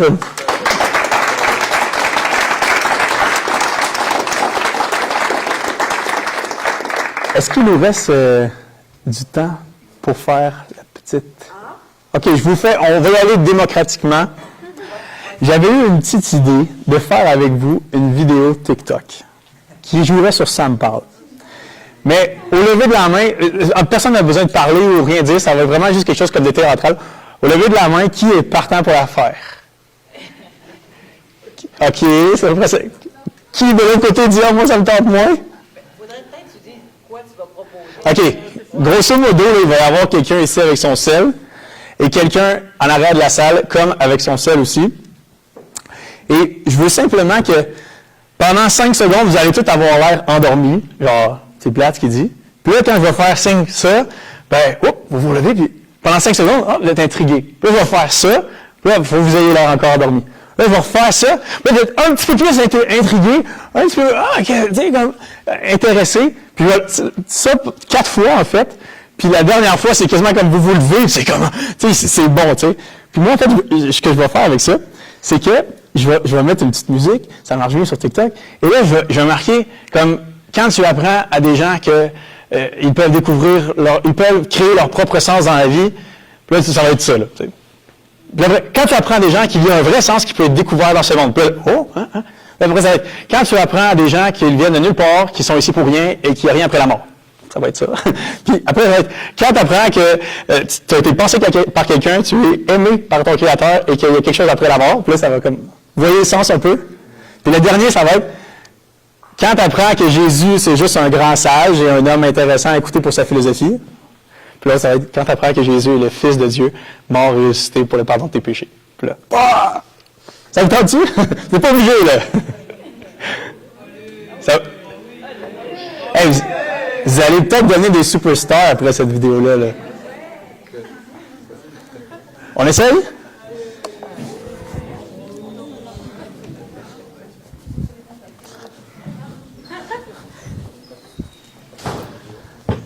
Fait qu'on va regarder si je suis capable de prendre tout le monde, peut-être. Il va falloir... Ouais, c'est ça, hein? Il faudrait se rapprocher. Je ne sais pas s'il y a une manière de rapprocher les chaises.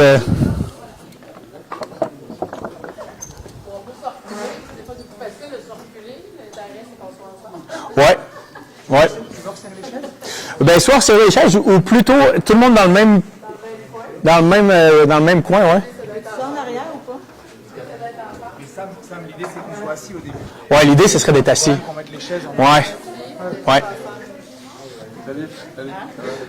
Ça reste comme ça? Ouais, c'est pas grave. Ouais. Ouais, peut-être dans le centre avec les chaises. C'est un chaise? Ouais. Chaise préparée. Vas-y vite. Mon petit.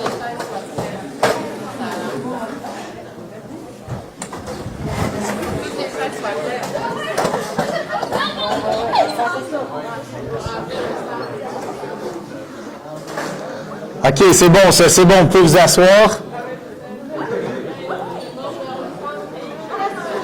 Comme, est-ce que tu es prêt à l'arrière? T'es prêt? OK. Allez, il manque du monde dans les chaises. Là. C'est le temps, là. Si vous avez déjà rêvé d'être comédien à Hollywood, là, c'est le temps.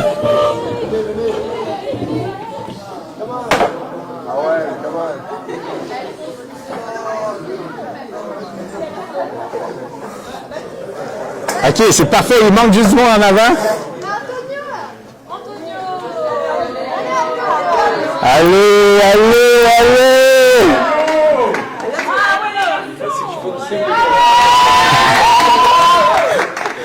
OK, promis, je vais vous donner 10% de revenus. C'est pas de revenus. Il manque une chaise là, qu'il faudrait qu'il soit remplie ou juste on tasse la chaise. Ah non, c'est bon, je vais t'arriver. Il y en a une là, il y en a une là. Il reste une chaise ici.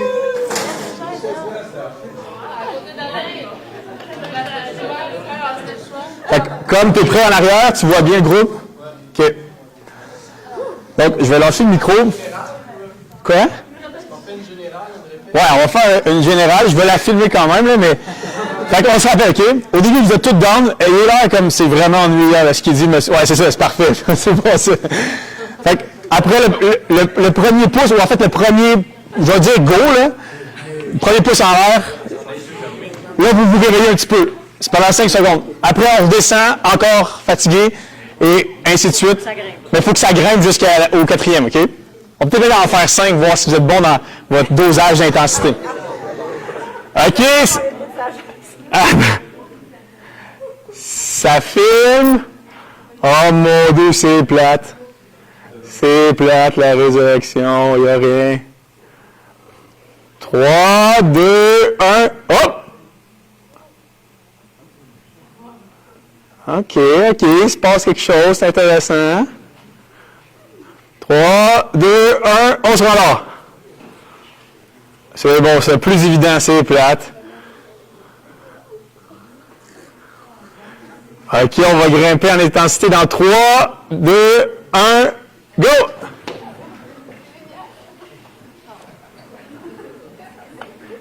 C'est bon, c'est bon, c'est bon.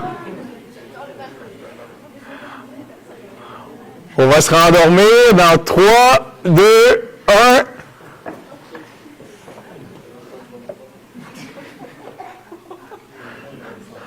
C'est plate, c'est plate, c'est plate. Ah, il est ennuyant. Qu'est-ce que je fais ici? On se réveille dans 3, 2, 1, go! Oh, là, c'est bon, c'est bon, c'est bon, c'est bon! Oh, c'est bon, c'est bon! Hé, ça y va, ça y va!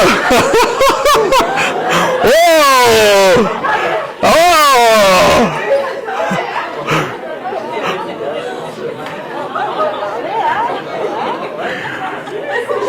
Et le village se rendort! C'est plate. Le monde n'a pas de sens. Vous valez autant qu'un pissenlit ou un 2x4. Vous êtes ici pour rien, pour aucune bonne raison. Et dans 3, 2, 1. Ouais, là, c'est la fête!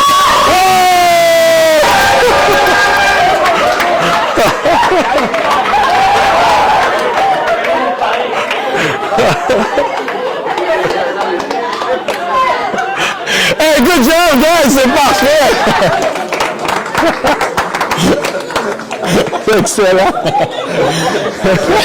Tout est bon mélange. Hey, c'était super bon, pour vrai. Comment ça, ça fait du bien? On peut toquer complètement gaga. Merci.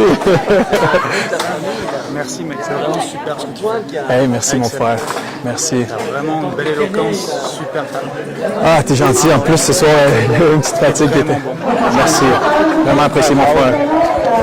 Est-ce que tu as la chance aussi, avec la frate, j'imagine, un peu de prendre un... Prendre le temps de te dire merci. Il faut avoir une carte, là, quelque part. Là. Elle est où? Elle est où? Elle est où? Alors, on veut que tu te rappelles de tout quand même, là, tu sais. Hey, merci, alors, une petite invitation à tout le monde. C'est encore un grand, énorme merci. Une petite invitation, ce sera pas long.